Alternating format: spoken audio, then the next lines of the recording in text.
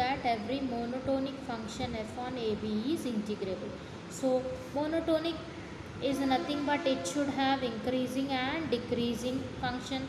Integrable condition is u of p comma f minus L of p comma f is less than epsilon. So this condition we have to prove where by taking monotonic functions f on AB. So we will write, given that we have to solve this in two cases. Why? Because monotone function will have monotonically increasing sequence, monotonically decreasing sequence. So we have to take two cases in this.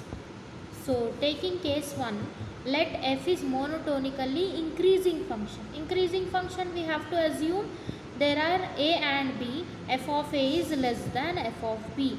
Then if we want to prove it is a bounded function, we have to take f of x in the middle, upper bound and the lower bound. F of a is less than or equals to f of x is less than or equals to f of b for all x belongs to ab is a bounded on ab.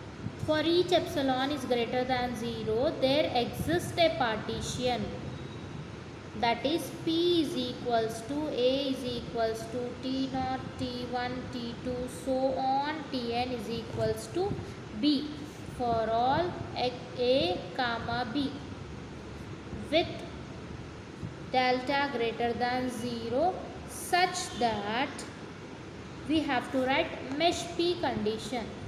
Mesh p is less than epsilon by f of b minus f of a. That is nothing but we can write it in another way as tk minus 1 is less than epsilon by f of b minus f of a. Now we have to consider the condition. We have to prove UPF minus LPF is less than epsilon to prove it is a integrable function. So we will take u of p comma f minus L of p comma f. Okay, consider this one. So u of p comma f can be written as summation k is equals to 1 to n capital M. U means upper is capital, lower is small. Capital M f of tk minus 1 comma tk, or else you can write delta k also, minus lower small m into f of tk minus 1 comma tk into tk minus 1. Here we can write mk delta k. Okay, mk delta k also you can write here. Now we can write it as u of p comma f minus L of p comma f is less than summation k is equals to 1 to n. This can be written as upper and lower can be written as f of tk minus f of tk minus 1 into tk minus 1 is there. So what is the value of tk minus 1? Here previously we took as epsilon by f of b minus f of a. So I'll write here as epsilon by f of b minus f of a.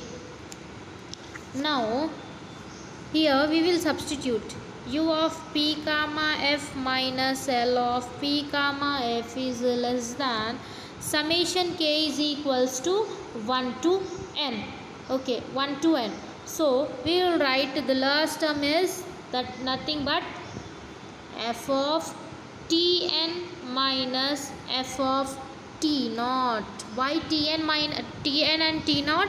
Because we have taken partitions from t naught to tn, t naught, t1, t2, so on to tn. So the last term will be tn and the first term will be t naught into epsilon by f of b minus f of a. So the last term is f of n, tn. Tn is nothing but what is a partition? Partition is a is equals to t naught, t1, t2, so on, tn is equals to b. This is the partition. According to this partition we have to write this one. Now t naught will tends to b and t naught Tn will tends to B and T naught will tends to A.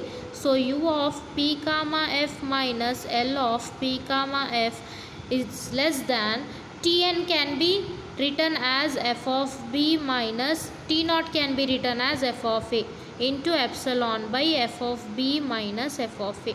So this and this will get cancelled. We will get condition U of P comma F minus L of P comma F is less than epsilon, that is integrable condition. So we can say that f is integrable in case of an increasing function. Now similarly we have to prove case 2 where f is decreasing. Okay, where f is monotonically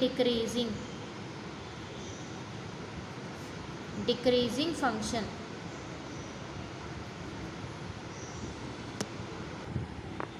We know that as f decreases, minus f will increase.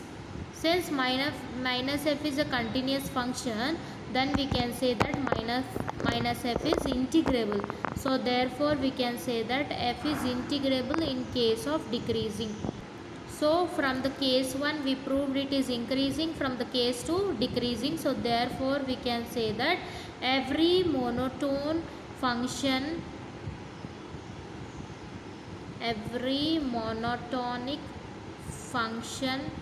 f on AB is integrable.